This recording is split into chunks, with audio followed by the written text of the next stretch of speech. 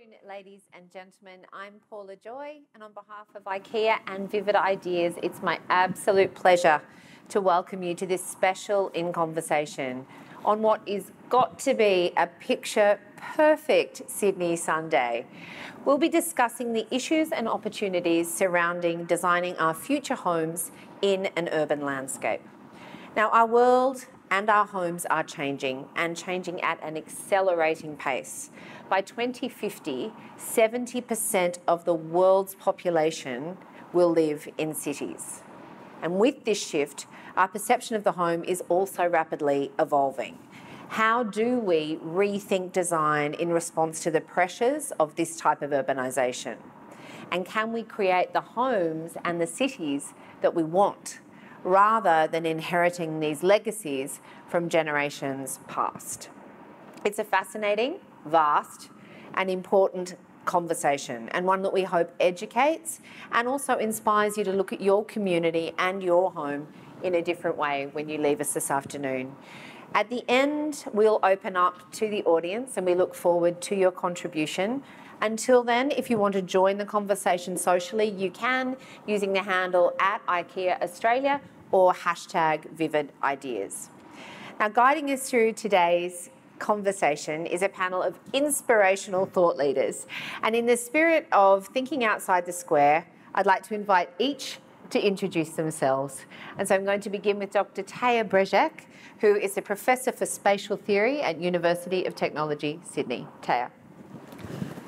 Yeah, I'm Taya Brejak. I'm a Professor for Spatial Theory at UTS, and spatial theory means thinking about space, but also thinking about how history has been thinking about space, but also thinking towards the future. How do we think about space? How do we create it? And how do we speak about it? And I'm also the Director of Interior Architecture at UTS. I've been there for 5 years. I've put the program on 3 pillars that maybe talk about an expanded notion of the interior.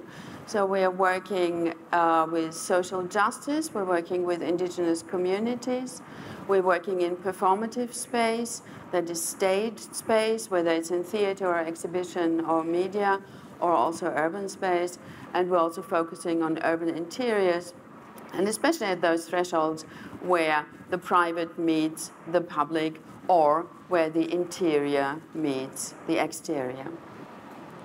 Wow. That's the only adjective I have. Wow. I cannot wait to hear what you have to say on the subject.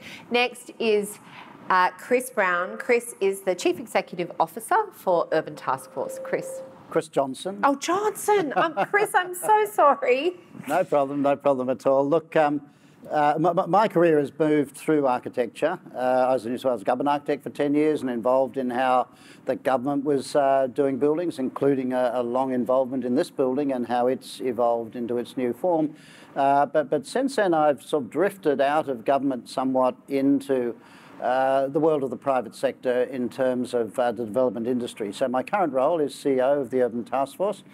This represents the developers who are building a lot of the new housing, either detached houses out on the edges of Sydney or apartments, which is a big trend, and I'll talk about that during our discussion, that's actually occurred. And some of you have probably seen in the media a little bit about how our housing in Sydney is one of the most expensive in the world. I think the figure is 12 times the average household income is needed to buy the average house.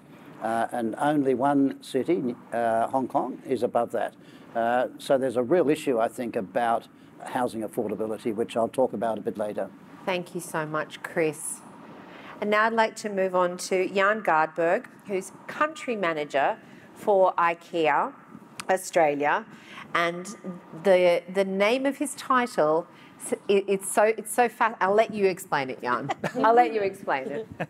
Yes, my name is Jan Gardberg. So I work as responsible for IKEA here in Australia. I only came to this lovely, beautiful country 1 year ago. But I've been with IKEA since it's my passion, really. I've been with IKEA more than 34 years. Started when I was 20, so those who of you that are quick in math knows how old I am. Yeah, and I'm more than energized, more than ever, actually, still after 34 years, because what's really driving me and burning for me and my passion is our vision that we have within the company, which is to create a better everyday life for the many people. And that is something that really fascinates me. I know that the vision is more or less unobtainable, but it still is something that kind of gives a lot of energy, and it also gives room for my own personal curiosity around people living together, and what can be actually created together. And I'm really excited to be a part of this panel discussion. I think the topic as such is it's really super relevant, and I believe also it's great for us from IKEA to have a little bit of a point of view on this one. Thank you so much. Next, we have Claire Bradley. Claire is the Associate Publisher for Homes at News Life Media, which encompasses titles that you'll know: Vogue Living, Country Style. Over to you, Claire. Thanks, Paula. My name's Claire Bradley, as you said, and I am very lucky to, I'm Editor-in-Chief of Inside Out magazine, so that's my day-to-day, but then I look after all the homes category for News Corp. And I feel very lucky to be that person that gets to totally nosy poke into people's homes every day. It's like permanent open for inspection for your neighbours. So I feel very lucky, but what I feel also very fortunate for is that I was very lucky enough to be taken to IKEA HQ a couple of years ago. And while it looks sort of shiny to be looking at people's homes in magazines, I've learnt a lot about people, which is, you know, as a journalist, that's the bit I'm interested in a lot as well. But also when we went to IKEA HQ, I learnt a lot about what IKEA does as far as a home report goes, and just so much research into what homes look like these days. So I feel really fortunate to be able to sit here and talk to you a little bit what I've learnt in magazines, etc., in media, but then also what these guys have taught me too. And certainly not least, but last on this stage, with the best hair ever, Yes. fabulous hair, is Tiffany Buckins. And Tiffany is the Head of Interior Design for IKEA Australia. Tiffany. Thank you, Paula. Yes, and as Jan actually mentioned, I have been in my role now for 15 years, and I think what keeps me motivated and inspired every day is our vision. What better job could you ask for to actually work for a purpose-driven company?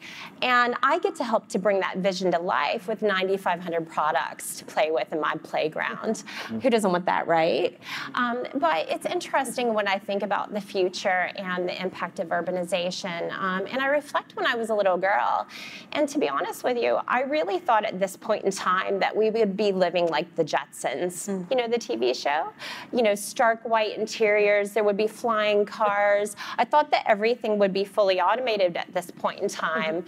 And of course, we're not there yet, but I certainly think that we're well on our way.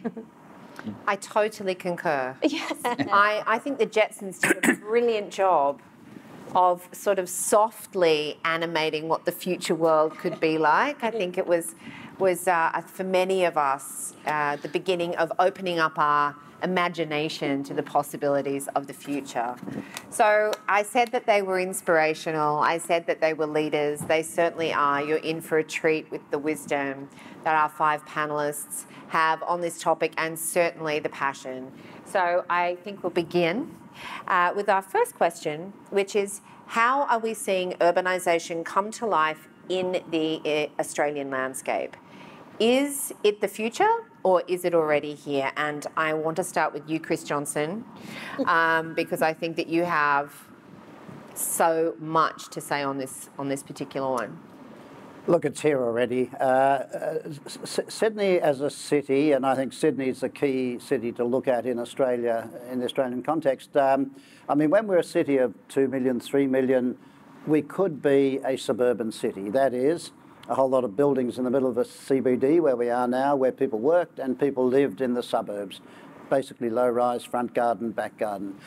But we've grown, and we've grown from that 2, 3 million up now to 5 million, which is a pretty big movement. But in the next generation, next 40 years, we'll actually move to 8 million people. Now, we can't keep that original model still working at that number of people. And I mentioned earlier on just the cost of a house, because our Australian houses, the houses we built as suburban houses, are actually amongst the biggest in the world. The size of the house, the average about 240 square metres, is the top of the list, even ahead of America, for big houses. Now, that's not sustainable in the long term as we get bigger and bigger and have more people here. What it means is people are living way on the outskirts, relying on cars, a lot of commuting and travelling. So what's emerged, I think, in the last decade or so is a big shift towards a more urban way of living. And I think it's not a negative in the slightest. It's a really positive thing that a whole lot of people want to live in the middle of a city like this or close into the city. And it's been really spruiked and encouraged by the shift to apartment living. So apartments have suddenly changed that paradigm of a house with its front and back garden to living with a whole lot of other people in a building where you actually share a garden, you share a swimming pool, you share facilities, you're close to a cafe, close to a restaurant. So I think the shift that's happened is also a lifestyle shift for those people, and that is from living where everything was in your bit of territory, a garden, indoor theatre, your own facilities, swimming pool in the back garden, to one where you've got smaller amount of space yourself, but you share and have access to these other facilities. And I think if one then fast forwards that into this urban lifestyle and think of London, Paris, New York, those sort of cities, it is a people place where you spend a lot of your time not just locked away inside your house, but moving through the city. So I think there's a real plus here in environmental terms, because you have less yourself and you therefore are spreading less energy about building around the place. But it's also socially very good, because I think you're now connecting with people and part of the city in a new sort of way. So I think we're here, certainly in Sydney. I think it's going to keep rolling out. At the moment, the stats we've got from the 2016 census is that 30% of homes in Sydney are now apartments. So it's not that it's a small percentage, it's almost a third. And I think it's going to end up probably 50-50. A city like Sydney will be half apartments, people living in urban locations, and half suburban. It's sort of a frightening concept, because we are, as you've just outlined beautifully, so different to that currently.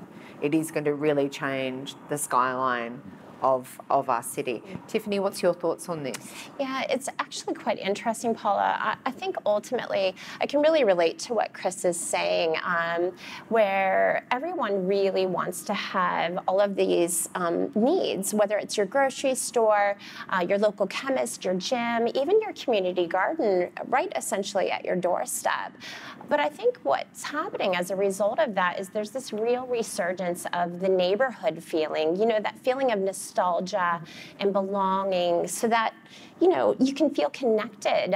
So we're taking some of the real practical needs and the activities of the home outside just to be able to really reconnect again.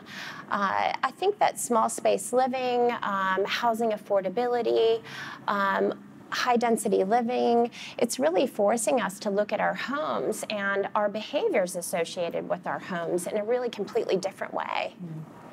And Claire, are you seeing the trend towards urbanisation? Are you seeing it in feedback from readers and your customers? Yeah, yes and no. I think I guess from a media perspective, we tend to sometimes highlight the things that people aspire to. So I guess we tend to show things, the version of each different version of housing that people want to see.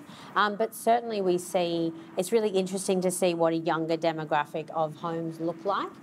Certainly there's a lot more effort going into smaller spaces and still making them really beautiful, as opposed to this concept that it's only huge 5-bedroom homes that have the big backyards. And I'll talk a little bit later about, the Australian dream and that kind of stuff. But we see a lot of effort going into smaller spaces, which perhaps in the past might have been a temporary measure to getting to the bigger homes. So people weren't actually really investing in maybe their first and second homes. They were waiting to get to the bigger ones. So we're certainly seeing it in that way. I was going to ask though, sorry, can I ask you a question, Chris? There you go. Sorry. I think this is me. I always go rogue. Sorry, guys. Yeah, that's good. I'm interested in, so as we do see more kind of communal areas that are greening, what do you think, how does the government and council feel about creating more green spaces? Is that a fairly seismic shift? Or, I mean, we already see some of it with urban regeneration in areas like Barangaroo and that sort of stuff, but do they have a plan to sort of make more efforts around more green areas, do you think? Well, there are two parts to this. I mean, the green areas are part of it, but it's really the more urban density, I guess. Right. And I think there's a big debate happening in Sydney. And because we're at a third of this shift, that's the very time that it becomes real to a lot of people. Right, So kind of a lot of people who are more part of a suburban lifestyle are thinking, this is not us. You know, Yeah. we've got to stop this. It's not comfortable. And things like congestion and the amount of green space, are we moving to a concrete jungle, all these sort of things start to become part of it. So I think that there are ways, though, we can take that Australian lifestyle of indoor-outdoor space, which weather like today epitomises, and roll it out in a more dense location and include parks and greenery. In fact, even on Central Park down on Broadway, the greenery drips down the whole building, and there's landscape growing over the whole building. Yeah, I feel excited about that. I feel excited about what it's going to look like once we've maybe come to terms with the urbanisation a bit more. I think I do feel like that. People are still a little bit like lots of big buildings. I don't know if I necessarily want that, but I think once we start to see the greening and the more community spirit, I think it'll be exciting to see. Mind you, we all go to New York, to London, to Paris, and we think what a fabulous buzzy city these are, and things. So, but I think it's a matter. It's not either or. You can't only live this way. I mean, we can have both. And this is the beauty of a city like Sydney. So I think these more urban bits are really around railway stations. You might have 20, 30 of them spotted around Sydney, and the rest of it, probably 80, 90% of Sydney, can still remain low rise. That's a great question. And so now you've got two journalists going at Chris. I'm interested to know what sort of percentage is still, if you had to put a percentage on it, would you say that it's 40% are really pro community initiatives and garden spaces, and how many people are still resistant to the idea of urbanisation? Well, I don't want to hog the microphone here, but that is a crucial issue, and there is the tension that's built up at the moment. And I think, however, the unlocked voices are the 30%, a third of people now, that was 2016, it was 30%, who actually live in the more urban lifestyle, in apartments. And I think they're not seen as real people almost by community groups, or politicians, I think, often say the community is worried about this. But in fact, a third of our community actually lives this way. Yeah. So I think there's a misinterpretation of our diversity. I think the fabulous thing about Australia and Sydney in particular is our multicultural society. People from all over the world, and if you go down King Street in Newtown, you'll find restaurants from every part of the world, you know, from Asia, from Europe, from America, from South America. And this is the beauty of our place here, and therefore I think we need the built environment to be equally diverse as well. Yeah. So we've got to have, you know, towers and terrace houses and detached homes. It's all part of a diverse mix. The urban melting pot. Urban melting pot. That's a good term for it. There's a new term. Taya, and what's your view on urbanisation? Is it here? I think it's here, absolutely. And the challenge is, what kind of urbanisation do we want? So when I talk to my young designers and architects, what I see very strongly is that they feel that they have a responsibility as future or present agents of change. And this change is very much based on not so much the large developments, but small developments, also non-for-profit developments that are sustainable, that are ethically grounded, and that allow for exactly that diversity that Chris is talking about. So against homogenization and for customization, for a freedom in individual expression, but also developments that foster community spirit, not in a forced way, and the shared rooftop is not what I think we understand as true sharing, but ideas of negotiation of space, negotiation of economies, etc. I think what is loudly coming through in your responses is that community input is vital for urbanisation to really flourish and sort of reach its potential. Jan, it's a passionate subject for you.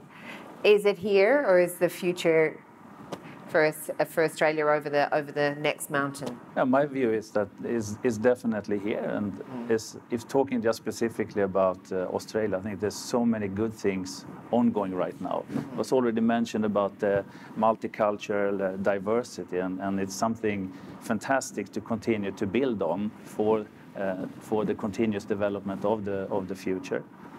And then I'm also thinking that you can take different slightly views on, can take a creative thinking or a kind of reactive negative thinking for urbanization. So the negative side would be, of course, that, high concentration of people becomes problems. What about pollution, and etc. and so forth. But I tend more to think from the creative way. It gives a lot of fantastic possibilities to engage from a kind of a community perspective, to take more collective responsibilities on not only my home, but what is right outside of my home. And then, of course, I'm also thinking about the possibilities to design for the future in a sustainable living way. When having people together, and it gives a lot of economy of scale also for circular economies, sharing of economies, etc. and so on. So I think the question mark that I don't have an answer on, but that's a little bit back in my head is, okay, in my way of thinking from a business and coming from IKEA, more volume and people together actually give scale of economy, so you can enhance the quality, but you can give something for an affordable price. And this is, I think, still yet to explore. How could we also get affordable living in urbanized areas that are continuously growing? Because right now, I see, of course, a tendency that it costs more to live maybe in a city. And I think that's where maybe we as also corporations and companies have to join into the conversation and try to see how can we also be a part of creating more affordable living in the urbanization development. I might just stay with you just on that, with the impact of urbanisation or the perceived impact of urbanisation. You just listed a couple of things that could be construed as negative. What are the pros on the other side of the ledger? What do you see as the positives that weigh out the pollution and the congested living and the things that people are traditionally worried is the negative of it? Yeah, I see, for example, when designing and developing for the expansion, when it comes with transportation, to be progressive and think renewable energies that goes into the transportation network. I see that scale of economy in health and schooling, etc. and so forth. As I mentioned also before, of course, when it comes with waste and efficient way of taking care of waste and getting circular economy and scale of economy of that, distribution of energy, etc. and so on. So I tend to see it from that perspective, that it's actually, and it's unstoppable. We know that. So yes. Then it's more about saying, okay, what do we design along the way in order to continuously build on strength going forward? Can I just toss into positives that Absolutely. I think pick up on exactly what you're saying? One is, I think, affordability. The moment the average house, detached house, is about $1.125 million in Sydney.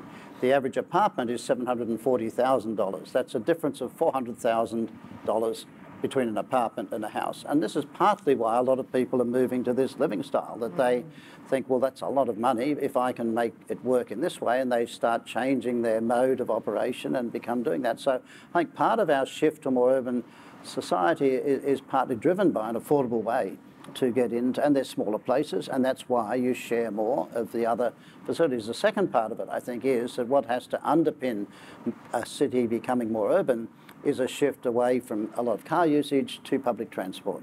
And if you think of London, Paris, New York, you can think of their metros, their subways, and those sort of things. So it's, and this is where Sydney's now got to go. And so I think this is now happening, of getting a rapid turn up and go. You don't have to wait for timetables, metro system. So if that shift can occur, and that's got great environmental advantages as well in terms of pollution. So I think this is where the city is moving. I mean, if we do move to 8 million, that is the size that that London and New York are at the moment. So in a way, it's conceptually moving into that realm. Claire, have you like to add? I'm looking at you and thinking she wants to add something to this. No, I'm actually just really interested in listening to the other guys. This is a bit that I don't specialise in, so I'm like, yes. And look, I do. I mean, when we're talking about living in urbanised areas and that sort of stuff, on a totally non-scientific space, I think, I remember one of my friends always, wanting to have dogs because she lived in a big property in Port Macquarie, and I know that the concept of her moving back, we were like, oh, you can't come back to Sydney if you've got 2 large dogs, where are you going to live? And of course her answer was, well, go to New York and there's dogs everywhere. And I think it just is that perception of us changing how we live, and actually there's loads of amazing things you can do in a more urbanised space. And I mean, I work for a really lovely Homes Titles, and I chose to live in a really small, it's a small 2-bedroom Art Deco apartment, which is in a really nice location. So I certainly chose to not go for big and to go for a smaller space that I really loved. And those numbers that you said are a bit frightening in relation to that, quite frankly, when I think about how much money you do spend on a small apartment. But I choose it, and I think that more and more of us do choose to live in the space we want to live in. And I would love if we did have, I'm lucky that I have access to ferries and stuff, but I think the transportation thing is really interesting, and I'm interested to see, lots of people are very frustrated with the light rail going in around Surrey Hills and around this area, but the end goal, I think, is pretty exciting. I agree. I think, Tiffany, one of the things that is so fantastic at IKEA is the actual spaces where you put a whole home into, what's the smallest? 35 metres squares, yes. 25 metres square. 25 metres square. It's so clever. I love seeing so spaces. Clever. It's like a wizard of... We are wizards. You're wizards of space. But I think certainly that really is showing Australians, I think it's, urbanisation is something that in other countries, as we've just said, is already well and truly there and part of the vernacular. But spaces, showing people how spaces can be reimagined is a big part of what you do? Yeah, absolutely. And, it's actually really interesting, Paula, because as Chris was talking about the statistics, I was actually thinking about, what role we play as a company to be able to continue to educate and enable the many Australians to understand how to actually meet this demand in a better way. And it's really about education and really showing the full possibilities. Everything between multifunctional furniture that serves multiple purposes within a home to using unused space. We know from our home visits, and we do 500 a year, that most Australians have a lot of stuff. We love we'll say we're collectors. And most often than not, we don't know what to do with all of those things. And of course, we inherit a lot of belongings over the years. And it's through that education that I hope that we can move with that shift of urbanization and create better lives at home for the many Australians. I think we're hoarders. Well, yeah, collectors. We've all seen those houses in Bondi. Yeah. Can I just add another dimension to this? There's a very interesting Australian author called Rachel Botsman who's written a book that compares hyperconsumption, which she links as you want to own as much as you can. A big house and 2 cars and a swimming pool and a boat, and this is a signal of success, to cooperative consumption. And she believes there's a swing from one to the other, where its access to these facilities is more important than actually ownership. And she uses the electric drill as her case study. Apparently everyone's got an electric drill, but they're used on average 6 minutes a year. And there are things like this that are actually ludicrous when you think about it, that everyone's got to have these things just in case, or because the neighbours or your friends have got them and things. So I think it's actually a good thing for all of us to start sharing a bit more, getting access to. I mean, another interesting example is the Central Park project on Broadway, just opposite UTS, your university, which has 60 go-get cars in the basement. So if you're living there, you've got a choice every day of 60 different cars. You don't need to own your own car because you've got that choice. So I think these shifts, and you can look at Uber and those sort of shifts as well, are starting to change and move away from actual ownership to access. And I think this is part of the move to a more urban society. I'd say even in fashion, and, you know, even in swapping handbags and renting dresses and things that you never would have thought of. I have 2 drills and I'm ashamed. Oh, yeah. I've now got complete electric drill guilt. Taya, I'd like to move to you. You work with a lot of young designers who are going to shape what our future homes look like. What's their perspective on future homes, and how do you see their designs changing our city, our country? Young designers, young architects are very aware that living will be different if we have less space. And that, of course, is a fantastic challenge. And we've had this challenge in Europe since the turn of the century, of course, and then we've had it in Europe again after World War I and after World War II. And from all these historical events, very radical positions have come forward. So there's a very large repository for young architects to look at ideas of modularization, to look at ideas of how communities can live together. So this is one side where we look back and we will say, what were those architectural utopias and also those interior utopias? Of course, if we remember Gropius in the Weissenhof-Siedlung in the early 20s designed a house for a sportsman, a house for a family, a house for an intellectual, a house for a book lover, a house for a family who does not want to have children, etc., etc. Putting all this together, designed by different architects, into one development. So that is one thing that we can look at, and we can also look at future ideas of how we can be these agents of change. There we have very good contemporary models, such as the building groups that originated in Germany, where a group of people, a group of future apartment owners gets together with an architect, they buy a site, and they do a small development. And in that sense, they are immediately responsible for the kind of apartment and the kind of amenities they will have. Many of those don't have car spaces at all, for instance, but have large rooms for bicycles. An example of one of those models is the Nightingale project in Melbourne that is spreading but hasn't quite spread to Sydney yet because they haven't found any sites yet. Well, we are not surprised. And those kind of developments where groups of future owners get together with engineers and with sustainability experts and architects provide a model of autonomy and of social and cultural responsibility. That is something that is very, very attractive to young architects.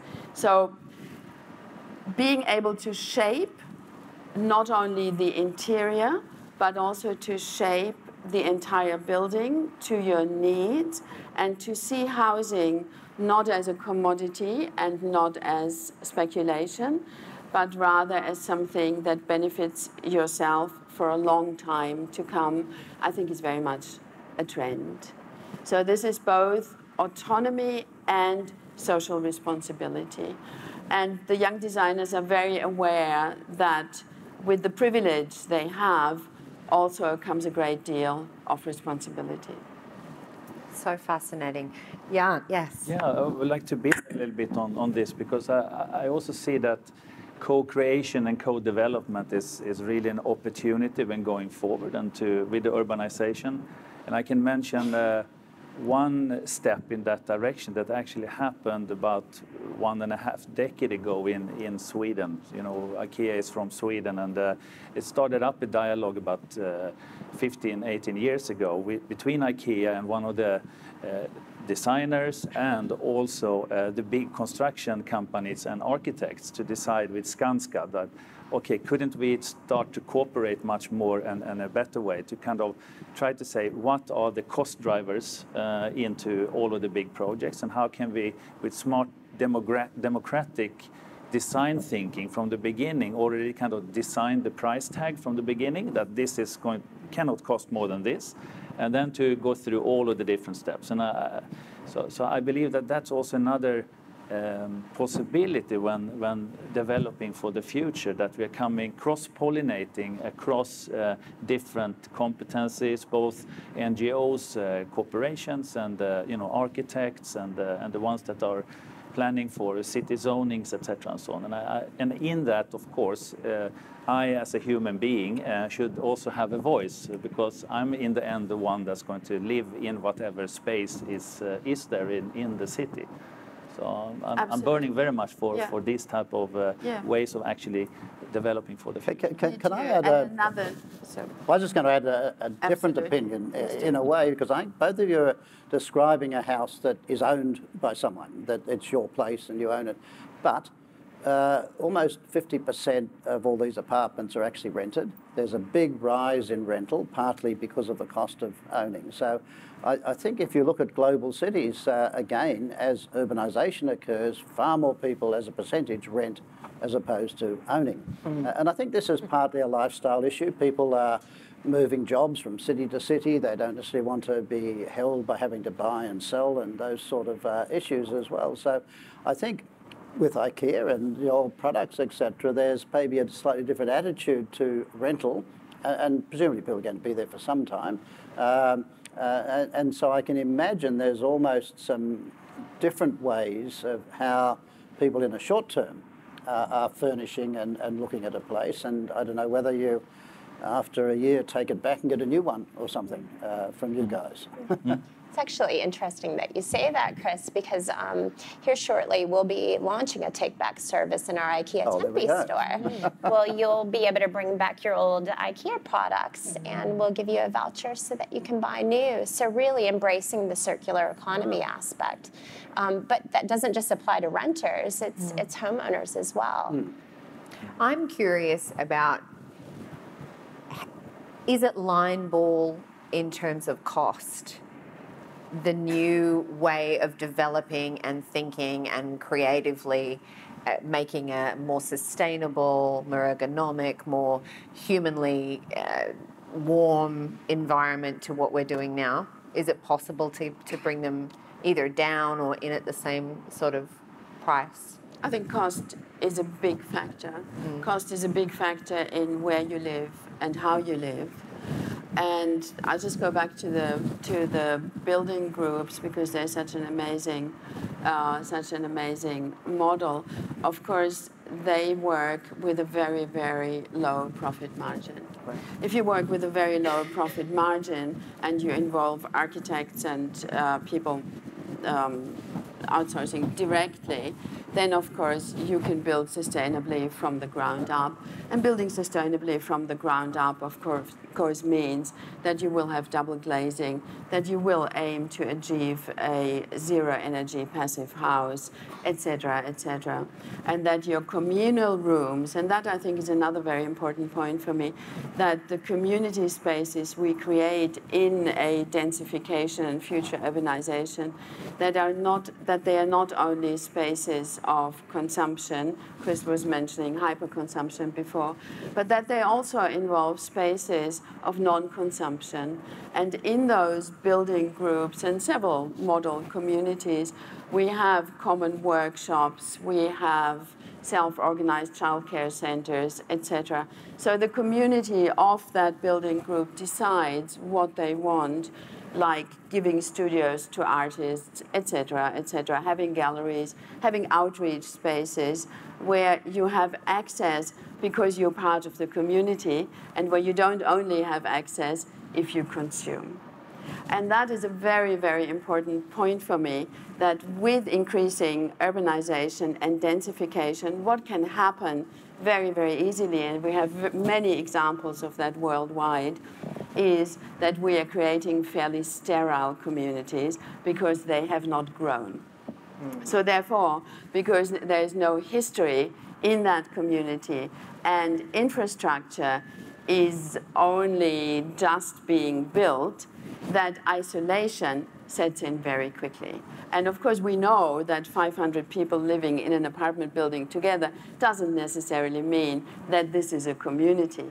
It just means that we live wall to wall.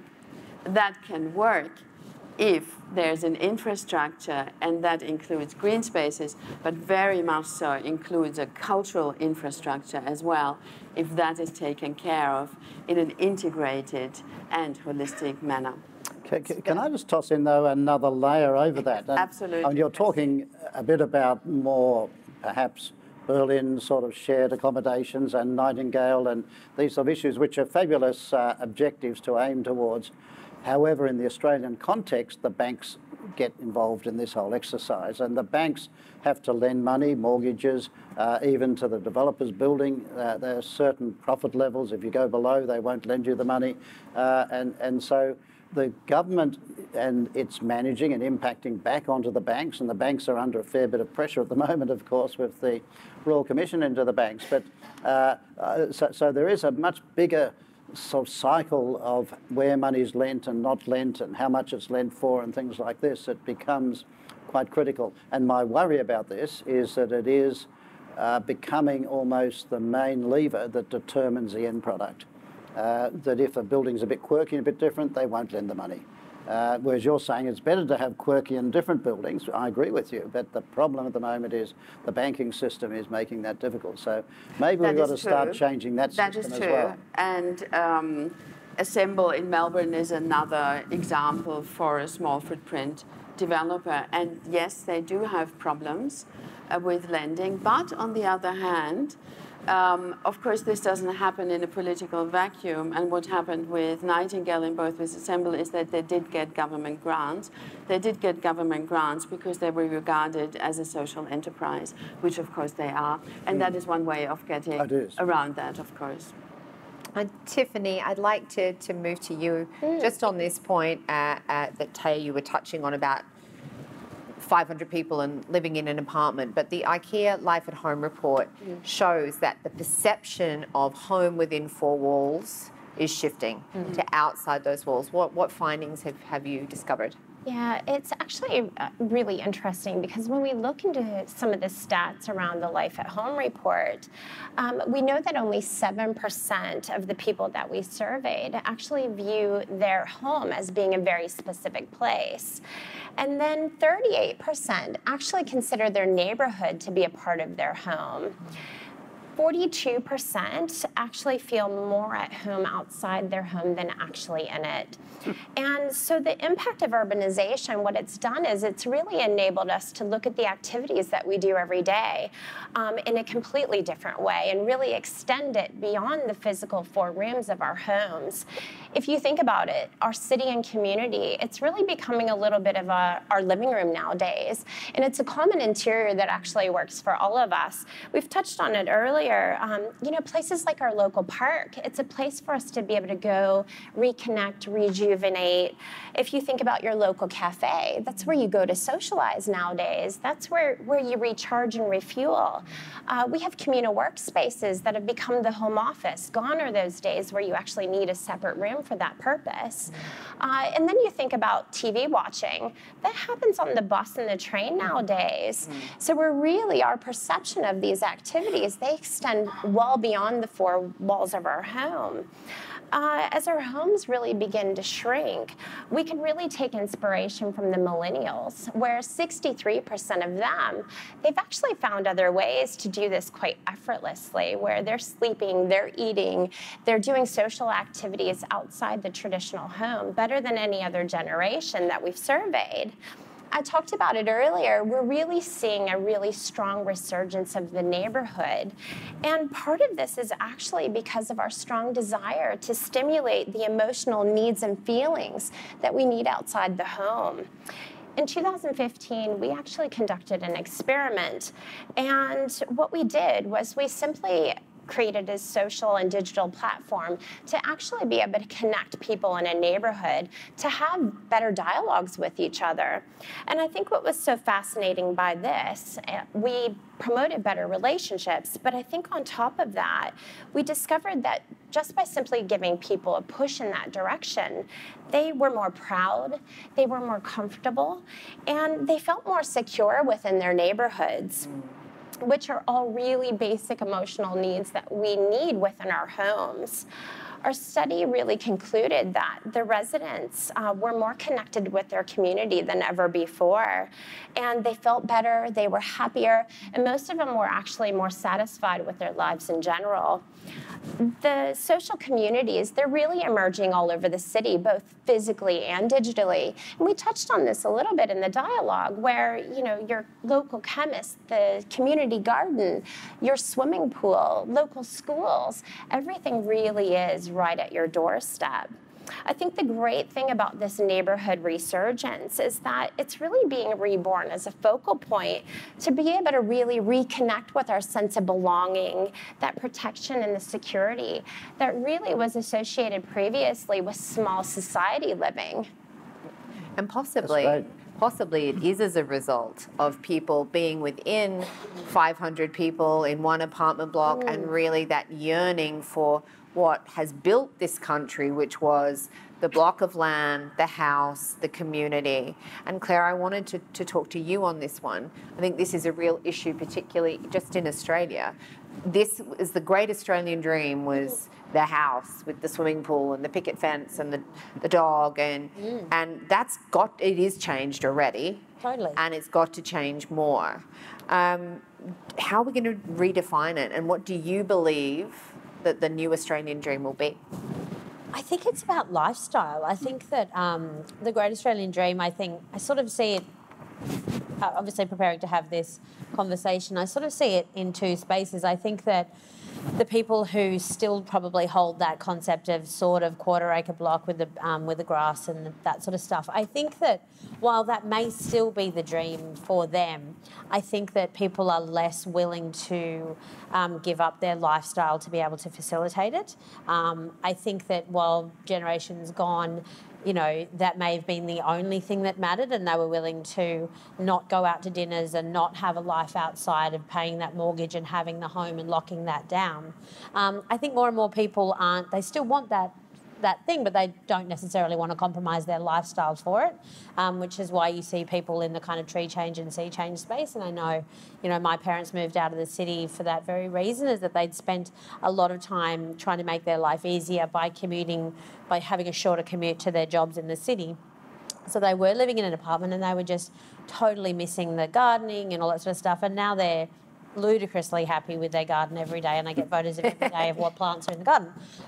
But then I think there's this other shift of, you know, I'm hesitant to sort of have the huge sweeping statement around millennials, but even for myself, you know, I think that there's this gap in between of people who aren't quite as handy, or they're not actually able to or have the desire to maintain the Great Australian Dream of the big block and the garden. So things like, you know, I don't want to maintain a piece of lawn. Like I absolutely don't want to. I'm much happier for someone else to do that for me. And I think you're going to see a whole new generations of people who, you know, my dad grew up with a dad who was a handyman and did stuff around the house because he was maintaining the Great Australian Dream. So he knew how to hang a shelf, and he was, you know, he was that person who did the handyman stuff around the house. Whereas, you know, myself and generations younger are growing up with fathers who are entrepreneurs instead and genuinely don't know how to hammer a nail at all. And no judgment in that space, but actually the generational information of even things like cooking and some of those basic skill sets that you need to maintain the dream just don't exist. So we just call Airtasker and get someone else to do it, which I'm totally fine with. So I just think that, you know, even that sort of stuff is what changes what the Great Australian Dream is. And I just think that, you know, without getting too far into the whole smashed avo breakfast conversation, I think that the new generation of people, they just don't see it the same way. And the Great Australian Dream is to have the lifestyle that they've chosen in whichever city they live in. So it's whether they've chosen a more regional living, or if they have moved somewhere where it is suburban, well, then that's the thing that is the dream. I think it's around lifestyle. But I do think that with some of the kind of people being slightly more time poor and being they're sort of connected globally in a social space and digital space, what we certainly see a lot of when we're looking at big apartment blocks that are a little bit more off the plan and not quite so bespoke in their creation, we see a really exciting new trend around interiors that are very personalised. So people certainly more interested in, instead of perhaps 2 or 3 decades ago where people wanted a certain look in their home and it became a bit of a catalogue thing where people went, right, I've ticked the boxes, I've got the amazing, salmon and grey combination and a really nice print.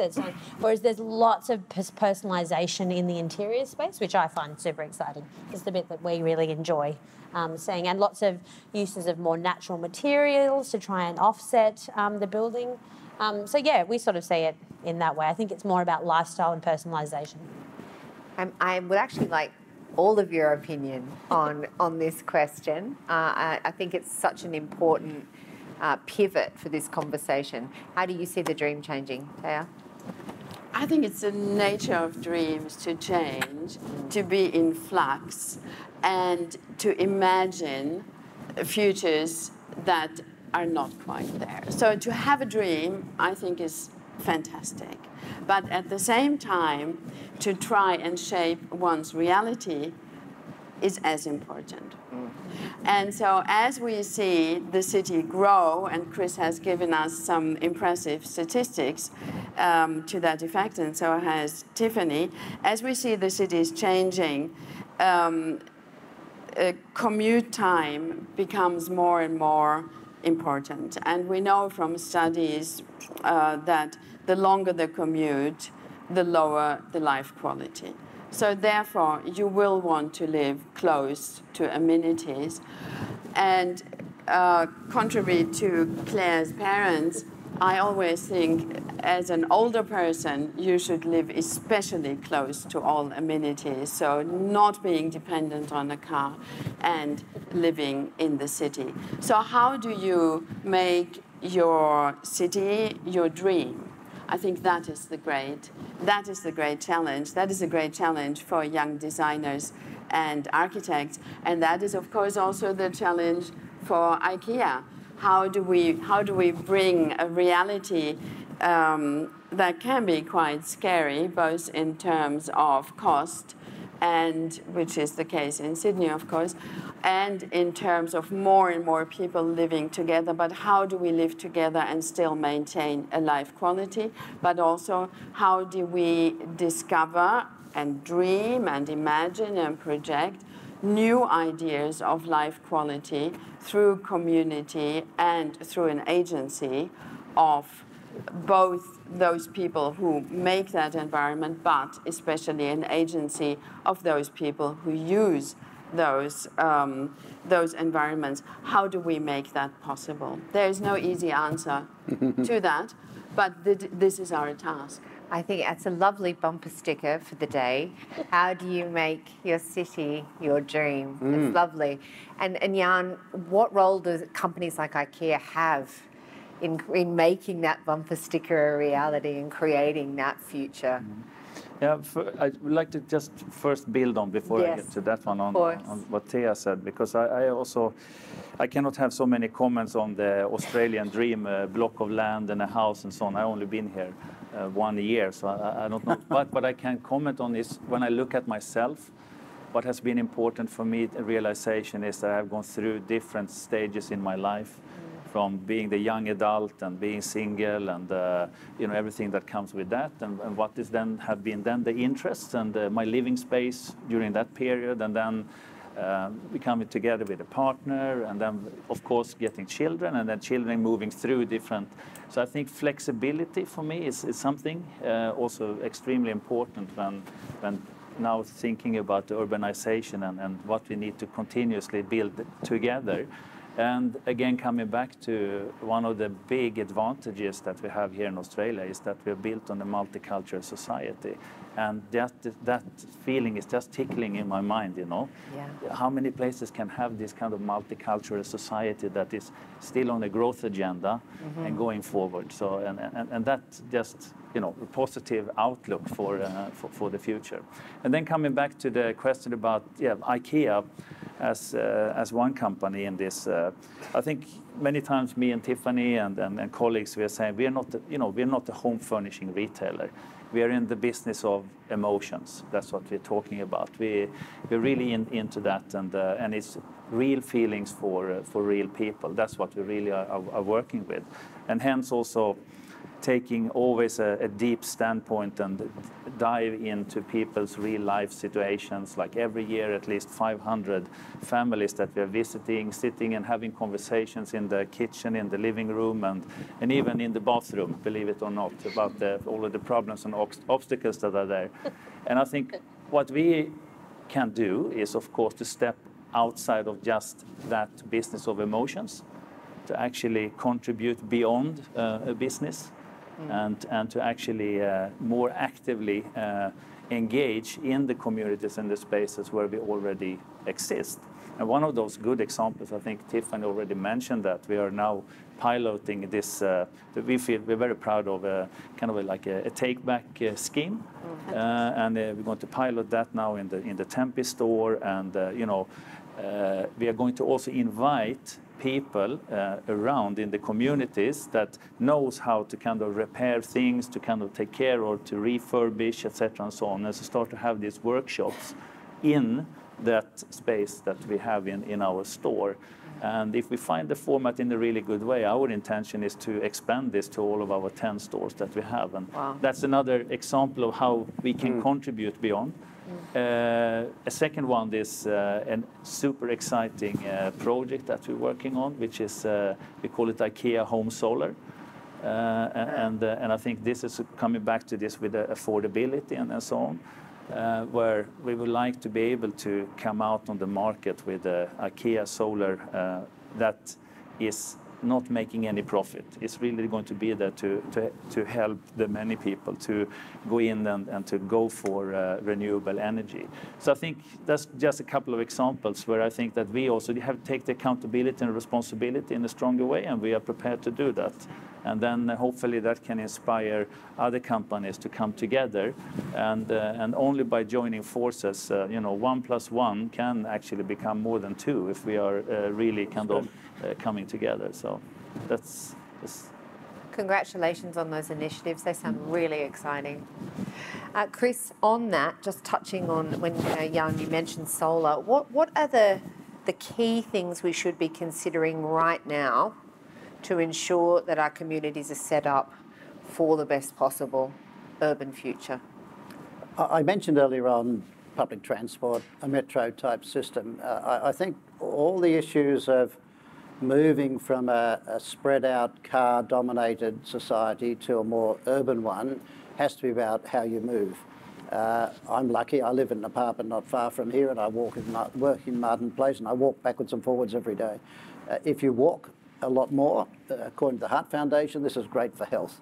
So these walkable communities where you're closer to facilities, etc., is a major sort of thing. But for Sydney to shift, in fact, when Bradfield, who did the Harbour Bridge, he set out the original metro line, or the rail line, heavy rail, across whole Sydney, but he went on a trip to Paris, London and New York with a stopwatch to look at rail systems. And when he originally planned our system, he had one train every 5 minutes on these lines, but the density was never there to make them work. So I think we're now rolling back to what his vision was to underpin a potential urban city. I think the other thing I just want to say on the broader issue of a new urban lifestyle, and I think it's related a bit to work. People used to have one job for their life almost. It's now becoming multiple jobs. People shift, they move to different cities, different places, and work in different ways. I think the same philosophy is going to sort of move back into living, back into homes, which is why rental is going to be a bit more positive, because you can shift from one to the other without the heartaches of buying and selling and things. So I think we need to understand there's going to be a more fluid movement. And part of this is younger people with 4 kids, 2 husband and wife couple, wanting to be urban, bustling around at night time, off to the nightclubs and all this sort of thing. Or later on in life, when you retire and people are living longer and longer, and this is a big issue in our Australian society, is the length of time that people live longer means a lot of people post-retirement are going to still have another 20, 30 years. And if they're in a more bustling urban location where there's facilities and amenities around them, is another really good thing. So I think there's a multitude of lifestyles that have to be built into the way we roll out this urban community. But the most important issue, in my opinion, in macro terms, is a metro rail type system to enable this to work in a really good way. Thank you so much.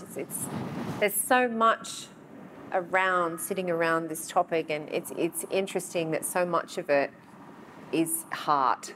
And I think emotions, dreams, all those things, it's nice to see that all those adjectives are still as important in planning what is, infinitely not what we're looking at now, but an exciting time for this country. Now, we have some time for questions from the audience. Might I commend you all on your outfits? You look fabulous today. Yes, we've got a roving microphone, so just please put up your hand if you'd like to. Thank you. I've got 100 questions I've been writing during the whole talk, and sorry if this one doesn't come out as I would have liked to.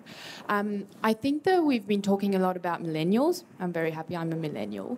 But Chris, you just touched on it actually. I think that Sydney is very diverse, but I think the ageing population is a huge factor, and that having you all there to speak to me about it, designing a city for an olding, more mature people is something that I'm really interested in. IKEA, I don't know who your target market is, but I don't see, it feels like it's more my generation. And I want to know how all you people think about that generation that is a bit older and that hasn't really been catered for. And I work for a design agency, and I know that 90% of our clients, overlook that issue, and it's something that's right there. And I want to know what initiatives you have. And I know IKEA, I love what you do. And I was wondering if there was an area of the business that focuses its energy on that. Sorry for the long question. I didn't get time to think about it. Yeah, maybe we can both respond to that. I think you're absolutely true. If I'm not just now talking from an IKEA perspective, it's a little bit an overlooked part. We have some of the solutions in our range has been thought of already from the beginning. So, for example, you can exchange the legs to different heights, etc., and so on, depending on how flexible you are and so on. And of course, primarily we don't design from an age group perspective. We design more from a young at heart perspective, and not putting a value on that depending on how old you are. You can still be, young at heart and have the spirit of curiosity and so on. But still, there is. Last year, every year we go as a management team to IKEA of Sweden in Älmhult to look at the new range development and so on. It was some exciting products there that we saw, where we have taken designers to specifically go in and look at from a, let's say, elderly perspective.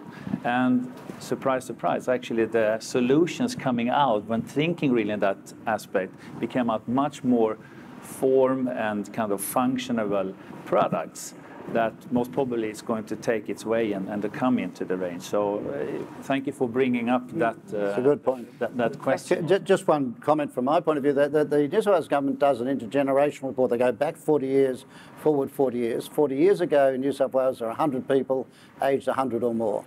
Now it's 1,000 people, but in 40 years' time there'll be 18,000 people aged over 100. So you're spot on, that people are living longer and longer, medical health, all these sort of issues, but still retiring at the same sort of age, maybe plus or minus 4 or 5 years. So there's a massive group of people who I think we need to keep mentally and physically active in their life post-work. And I think that's a really interesting market that we all need to be concerned about. Yeah, actually, when I think about it from a life at home perspective, we're talking about, Jan mentioned form and function, but we're talking about basic essentials that actually appeal to any generation. I think about some of the work that was done specifically in the kitchen area around storage containers where the lids are a little bit easier to remove. I think about the comfort factor when we're actually building and constructing our range to ensure that we're looking at the health and well-being aspects regardless of the generation that you fall into. From a style expression standpoint, really catering to different preferences. So regardless of your demographic, we have something for you. It was an excellent question. Thank you so much. I think I have another one here, just here. Yes. There's one over there. Hi.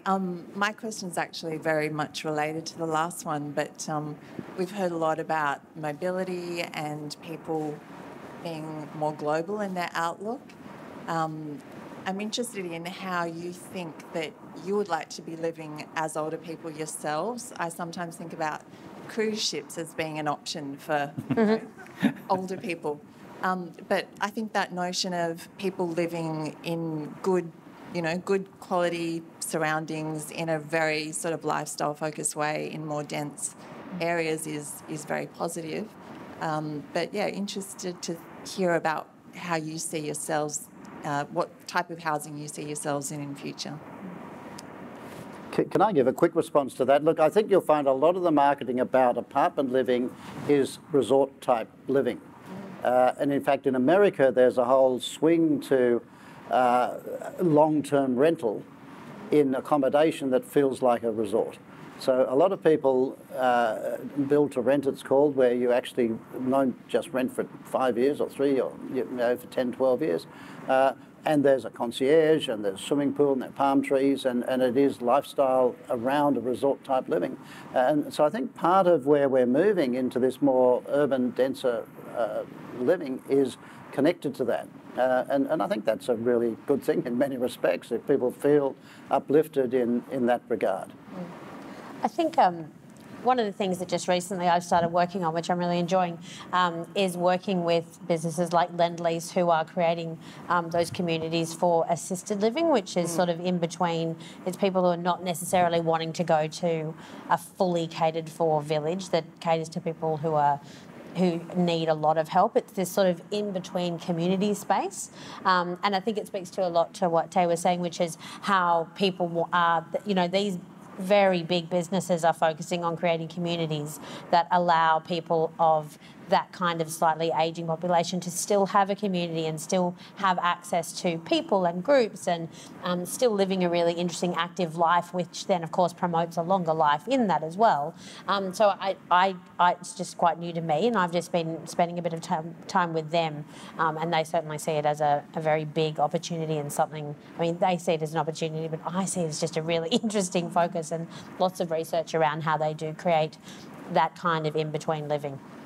The thing about that too is that actually the type of living that we're exposed to nowadays is actually changing. So we're going into smaller homes, but I think on top of that too, we're experiencing more multi-generational living than ever before, and that's actually an increasing trend specifically here in Australia. Gone are the days of the nuclear family. Everyone has their grandparent or their parent in their home. And of course what that does is then it changes our perspective as to how we view our home. But on top of that, too, the relationships that we build within our home. I'm petrified. Oh. No, my parents are definitely moving back in with me at some point, and I'm really preparing for it. Personally, I love the idea of repurposing the Queen Mary. I think that's genius. And just cruising around in the twilight years sounds absolutely very clever. Thank you. And who's got the microphone? Alison, this way. We'll come back. We will. Thank you. Hi there, I'm Davina Jackson. I've got a question for, well, two questions. One is for Jan. I'm interested that you're looking at ways of taking back IKEA furniture, but I'm a pretty avid IKEA buyer, and I'm very interested in when you can buy IKEA furniture online more easily and actually get it to your home and have a system to set it up. That's one question, and then another one is when will IKEA be? I gather, and we discussed this earlier, that it seems to me that one way to deal with smaller spaces that IKEA's brilliantly set up for and has been looking into in your research groups is actually cabinetry that can move around a room and beds that can slide into the cabinets and out, so that you can actually change on a day-to-day basis the configuration of the different zones in a smaller apartment. Okay, maybe I start. I think the first question there around with the take back and online and so on. Online, I can already say that it is possible to buy online today, but it's not something we have been shouting about. But because we are kind of setting up our setup all over Australia with some central distribution centers, and that will be up and in operation at least by end of August, and then you can finally enjoy it in a smart and convenient way. But for the take back, also just to kind of build on that one, our idea here is not only just to cater for taking back. The most important part is what actually, if you can prolong the life of a product that maybe you owned, and then you come back to me and I can continue to refurbish it and somebody else can continue to enjoy it. That's really fantastically good. But at some point, it will come to its end of its lifetime, so to say then. So we have as a responsibility to, of course, to design from the beginning that it's easy to take apart with the components and so on, so you get the right waste fractions and so on. But what also needs to happen is that there is an infrastructure where this can be taken care of. So, and we are now then trying to explore the possibilities with the circular economy, which actually means that not just to, kind of incinerate it and recirculate it, but actually to take raw material and make it back into products. And we have one very good example of this is a kitchen front called Kungsbacka, which is 100% from recycled PET bottles, the plastic bottles. So we managed to get this circularity going. My dream is, of course, to be able to have some type of these facilities in the near future also here in Australia. Right now, this is happening in Europe, and then we ship the products here. So, and then your second question, you have to help me with that. The mobile. The mobility, yes.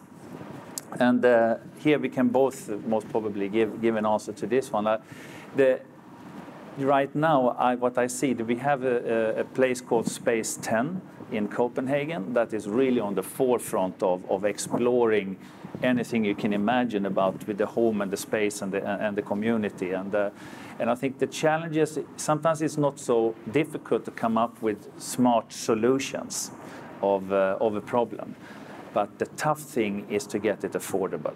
That it's actually something that the many people can enjoy. And I think that's where it still needs some innovation.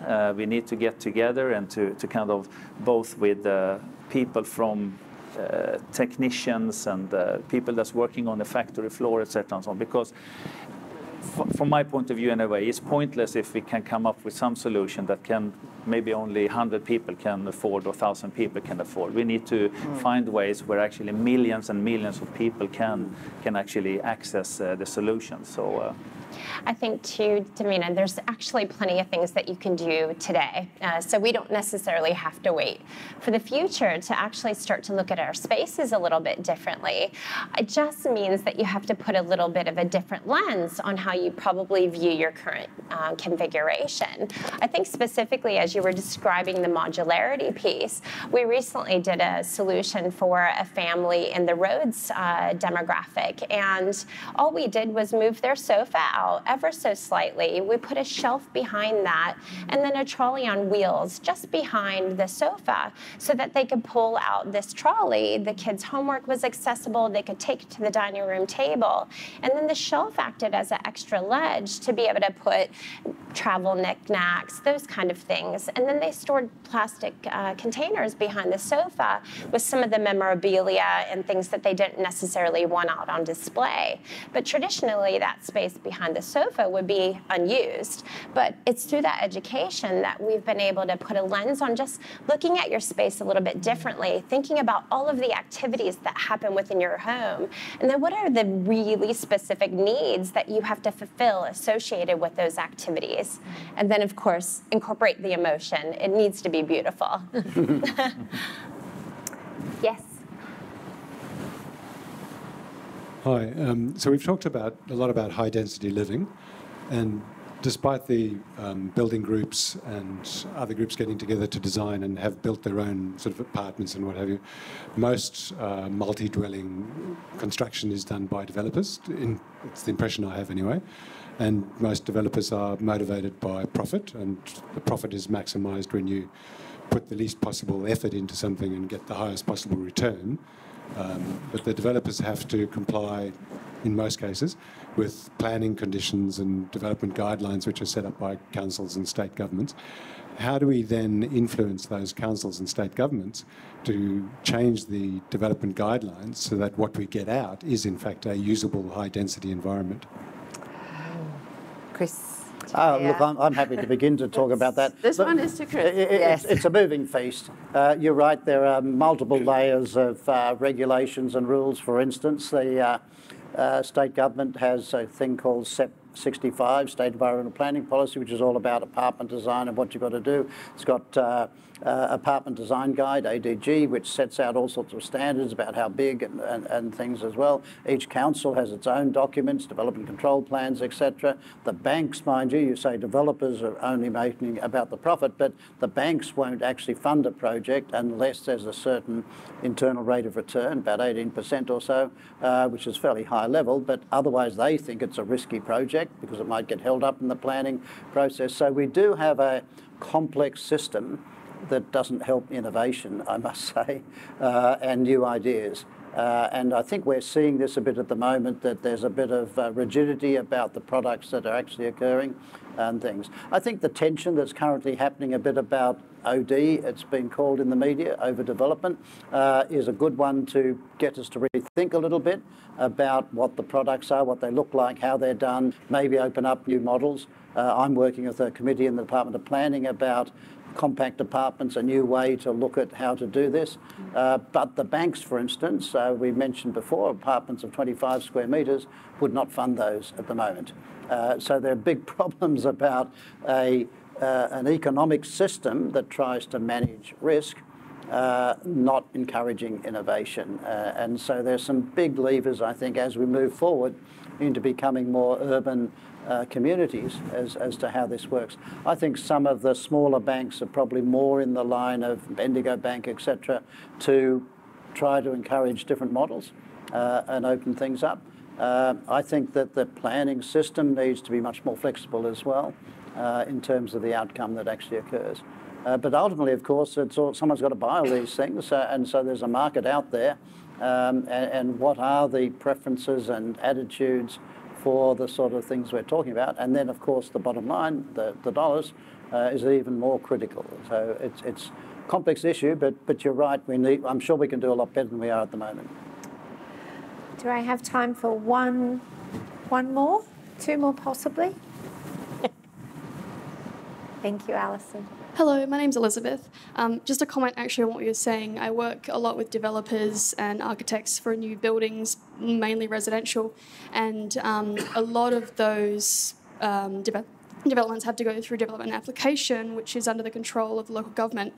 And local government are completely driven mostly by what their community wants. So, for example, Inner West Council has amazing controls on development applications. for things, particularly I work in waste, so a lot of waste management guidelines are really tightening up on how waste has to be managed on a residential development, and for things as well in terms of sunlight coming into the streets. So you can't have developments which are too high, so as to, make streets soulless and things like that. So a lot of it is actually grassroots, pushing the local government to, this is what we want our community to look like.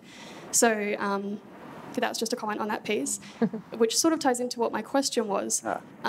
We live in North Sydney, which is a CBD, a dense area. Everything we need is at our footstep. But we talked a lot about densification today, and we talk a lot about high-rises and having everything all in the one, big up and down chute, 500 people in an apartment building, which is what we live in. But the streets are cold, and I know that we're sort of now looking like our next option is a house on the coast. What's our next option? And you think about it, last year I went to Oslo and Copenhagen, and they're beautiful mid-rise buildings. The streets are warm and filled with people. Pedestrians are, the streets are pedestrian friendly. Do you think that mid-rise buildings and towers are an option for us here in Australia? And if it is, how long do you think before we get there? And we're not looking at, zero, which is a low-rise house with a big backyard and too much space, or 100, which is these 20-storey apartment buildings. Because, we're full-blown millennials, but we guess we want community as well as we want amenity.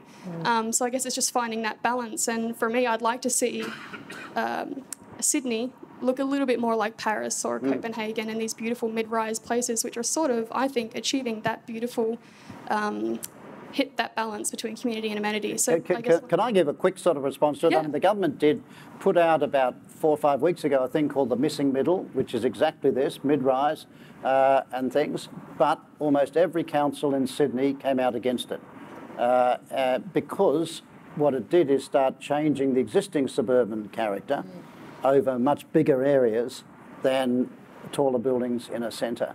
But I think the community was wrong, quite frankly, in arguing against this, because I think the mid-rise, middle level is a really good solution, and it needs to be encouraged. But unfortunately, it's been seen as a bit of a virus that would go through the whole suburban low-rise model and change it, rather than confine the more urban to walking distance around a railway station. So there's a communication issue that needs to be continued through, because I think you're on the right path.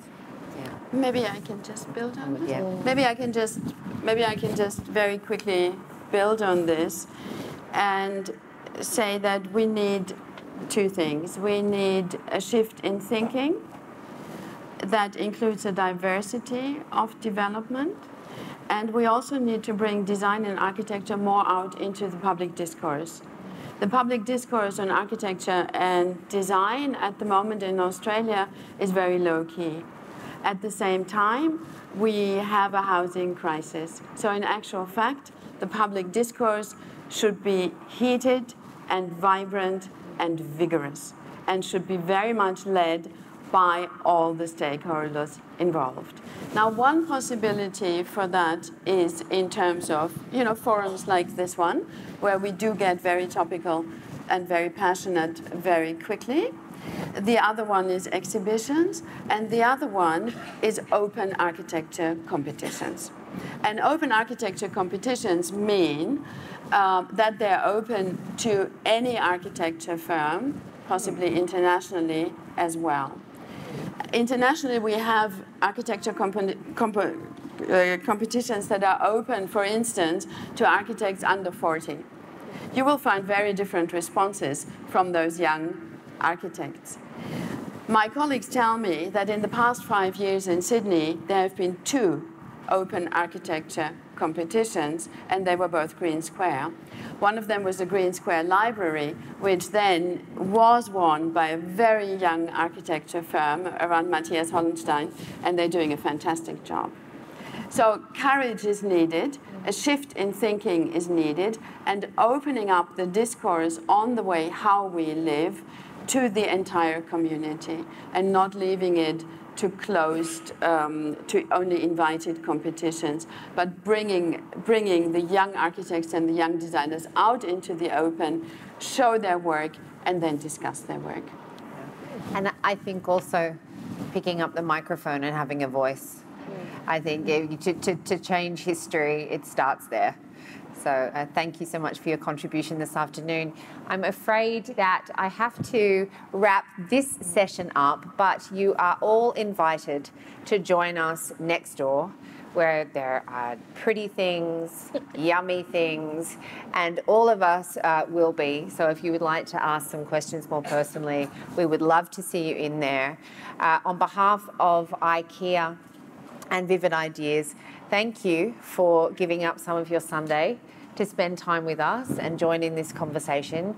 And I would love you to just thank with me warmly our panellists who have been so passionate and optimistic. I've got to go home and change everything and get rid of my drills.